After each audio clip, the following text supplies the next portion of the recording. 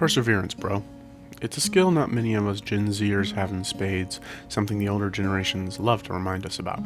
But where a lot of older generations' complaints about us are pretty much invalid, this one holds some weight. To make a sweeping generalization, we have had a lot handed to us. Not in the way the baby boomers did. They got material possessions handed to them. We did not adopt a world that was made for us.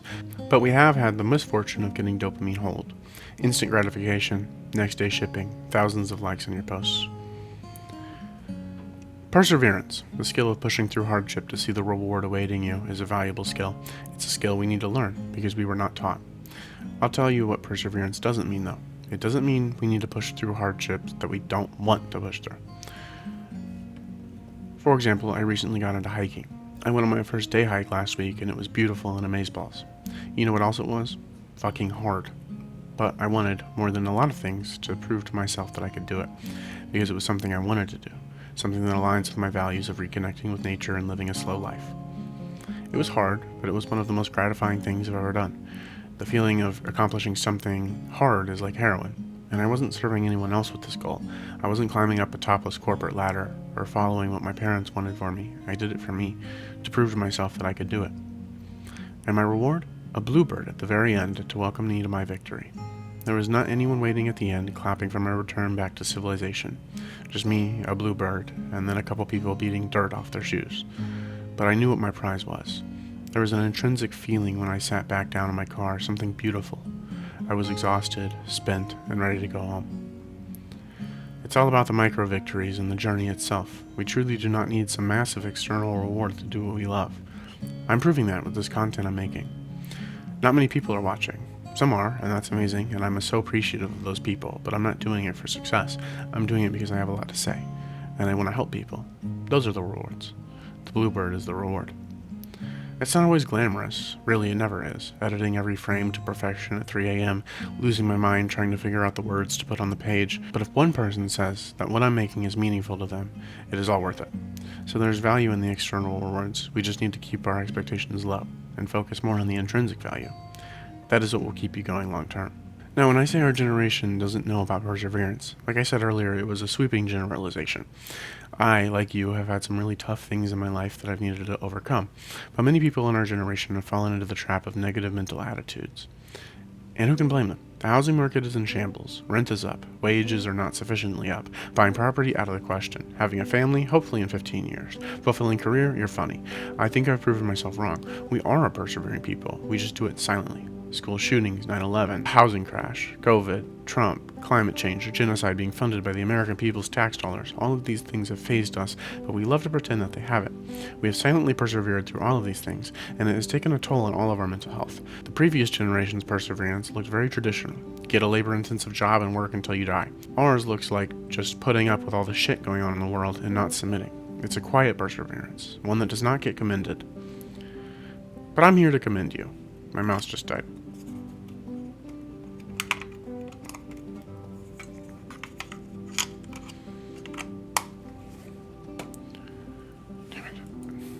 I have a battery. I gotta find a battery. But I'm here to commend you. You're doing good, and you're persevering, whether you know it or not. And it doesn't have to be a silent perseverance. We have shown that we can get loud, and we need to, but that might be for a different video. Just remember, wherever you are on the spectrum of the fight, know that you are commendable and valid. We, as a generation, are caught between apathy and activism. It's a hard line to border. We need to realize that perseverance is the bridge between the two. There is no change if we don't push through the tough times with our heads held as high as they can be mustered. There's all of these pressures from people who do not understand our predicament to get a nice job, get a nice girl, and have a few nice kids. But for some people, this is unattainable, and through that, many have realized it's not what they want. So set a challenge for yourself that's difficult that you want to do. Hiking is a good start. It forces you to finish the damn thing. It's not like I can get a helicopter rescue because I'm too tired to finish, and I need to get back to my car, and the views are incredible. It also teaches you patience and resilience because that's what is all around you. Nature has to persist, even in the harsh winters, because it does. Nature is inviting us to become one with it again. Fail. Do it. Fail. You're going to anyways, so just do it. But don't do it negatively. Don't self-destruct when you fail. Failure is not the antithesis of perseverance, it is a cornerstone of it. Failing and getting back up, however corny it sounds, is what makes persevering worth it. It's important to not submit to the grind set that many people in our generation have fallen victim to. Fuck waking up at 4 a.m. to meditate for 3 hours and take a cold shower, followed by a 2-hour gym routine. Fuck that. It's a plague resulting from the overwhelming pressure on our generation to just make it. And it makes life into this game and not in a good way. How many people can I fuck over to make sure I'm alright? How many online courses can I make that will siphon poor people's money out of their pockets and into mine? The toxic productivity to alt-right red-pilled fascist pipeline is a very well-known one. The toxic productivity cycle starts from the Puritan work ethic from the immigrants that initially settled America. They work themselves to the bone, no matter the conditions. This is settled into the very core of America. Majority of the world is now in this labor dystopia where you sell your body or mind for crumbs. But instead of questioning the system, these people are proud of how much they are serving the interests of the oligarchy. They don't realize that's what they are proud of, but that's what it ends up being anyways. These people don't start off as bad people. Manipulated people for sure, but not bad people. Then you start talking about having 30 liquid assets before you're 22. Now these people are going to start getting bad. This is where you get the Jim Bro, red-pilled economists telling women they own their bodies.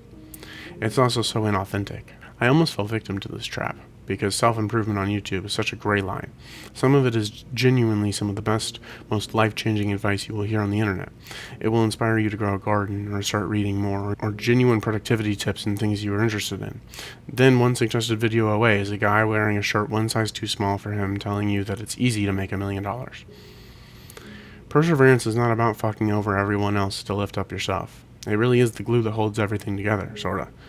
I believe it is a muscle. Many people who are addicted to their phones and an infinite dopamine hole who do not know how to get out need to implement some sort of challenge for them to persevere. Cutting down 30 minutes of screen time, going outside for 10 minutes, showing that you are your own person and can decide what you do with your life. If that last line made you feel like a failure for being addicted to your phone, please don't. This is not your stern father scolding you about that damn phone. I, like you, are in this technological dystopia and suffer with the same problems. It truly is not in our favor to win, but we have to. There's no alternative. So again, fuck that. Find what you are passionate about. I know that it's a hard thing to ask because who the fuck knows what they're passionate about these days. So just pick something that sounds fun. Live in the moment, whether it's nature, activism, creativity, or a mixture of all of them, or none of them, and something else entirely. Challenge yourself to be better, for yourself, not for anyone else. Take lessons from nature. After a storm, the trees rebuild. It's time to rebuild. And remember, the external reward can be as simple as the bluebird. The internal reward is what you're after. When things are looking rough, repeat in your head or aloud, perseverance, bro.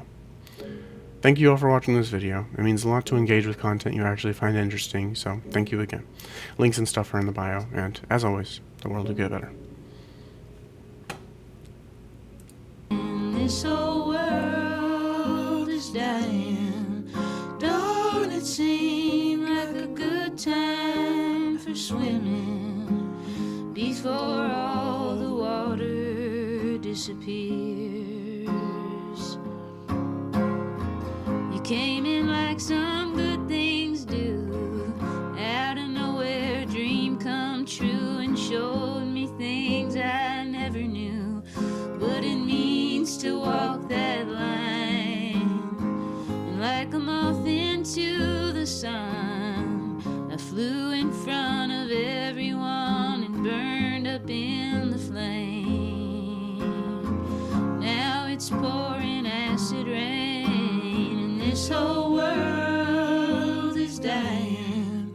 Don't it seem like a good time for swimming before all the water disappears? Now our love is dying.